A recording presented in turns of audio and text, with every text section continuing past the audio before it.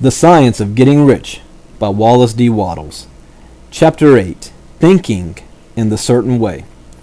Turn back to Chapter 6 and read again the story of the man who formed a mental image of his house, and you will get a fair idea of the initial step toward getting rich.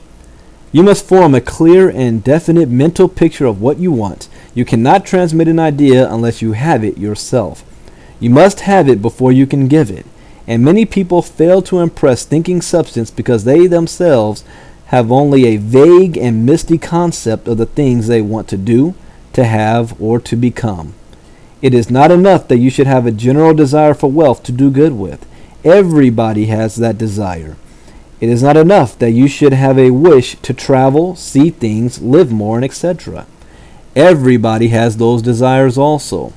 If you were going to send a wireless message to a friend, you would not send the letters of the alphabet in their order and let him construct the message for himself, nor would you take words at random from the dictionary. You would send a coherent sentence, one which meant something. When you try to impress your wants upon substance, remember that this must be done by a coherent statement. You must know what you want and be definite. You can never get rich or start the creative power into action by sending out uninformed longings and vague desires. Go over your desires just as the man I have described went over his house, and see just what you want and get a clear mental picture of it as you wish it to look when you get it.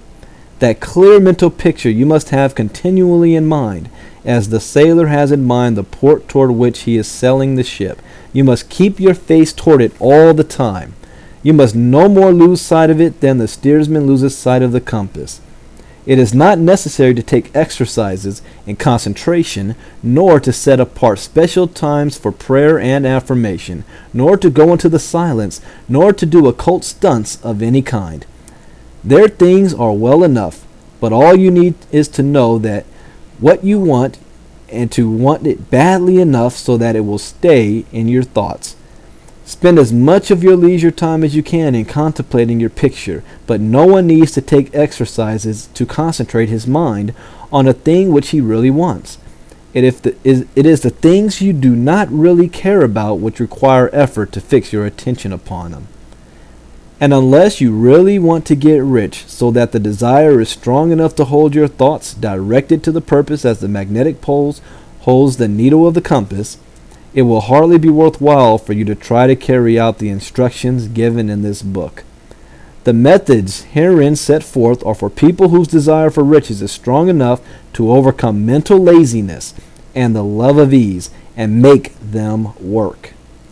The more clear and definite you make your picture then, and the more you dwell upon it, bringing out all its delightful details, the stronger your desire will be, and the stronger your desire, the easier it will be to hold your mind fixed upon the picture of what you want.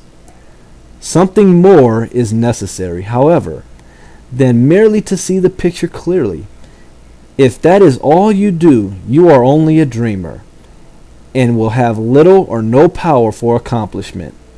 Behind your clear vision must be the purpose to realize it, to bring it out in tangible expression.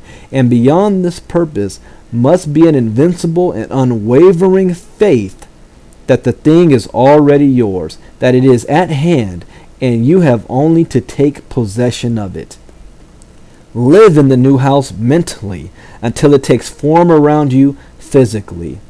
In the mental realm, enter at once into full enjoyment of the things you want. See the things you want as if they were actually around you all the time. See yourself as owning and using them.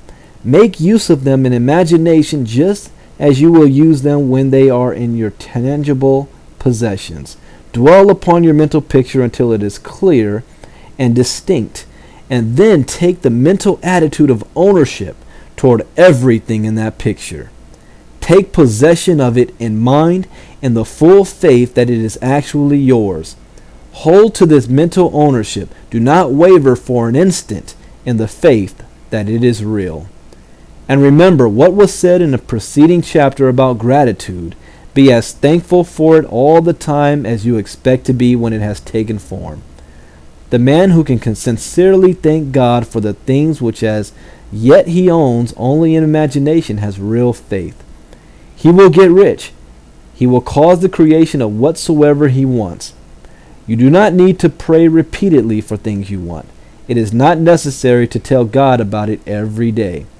Your part is to intelligently formulate your desire for the things which make for a larger life, and to get these desires arranged into a coherent whole, and then to impress this whole desire upon the formless substance which has the power and the will to bring you what you want.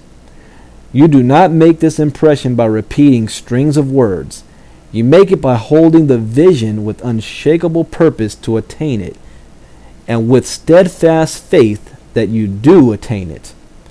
The answer to prayer is not according to your faith while you are talking, but according to your faith while you are working. You cannot impress the mind of God by having a special Sabbath day set apart to tell Him what you want, and the forgetting Him during the rest of the week. You cannot impress Him by having special hours to go into your closet and pray, if you then dismiss the matter from your mind until the hour of prayer comes again.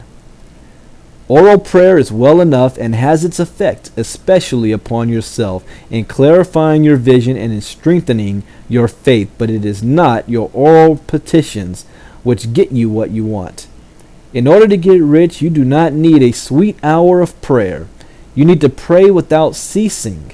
And by prayer, I mean holding steadily to your vision, with the purpose to cause its creation into solid form, and the faith that you are doing so. Believe that ye receive them. The whole matter turns on receiving. Once you have clearly formed your vision, when you have formed it, it is well to make an oral statement addressing the Supreme in reverent prayer, and form that moment you must, in mind, receive what you ask for. Live in the new house. Wear the fine clothes. Ride in the automobile. Go on the journey and confidently plan for greater journeys.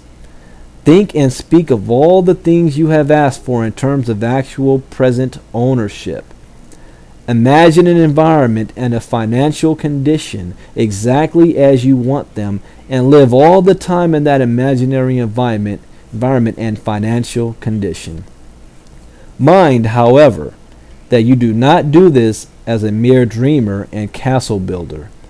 Hold to the faith that the imaginary is being realized, and to the purpose to realize it. Whenever that it is faith and purpose in the use of imagination which make the difference between the scientist and the dreamer. And having learned this fact, it is here that you must learn the proper use of the will.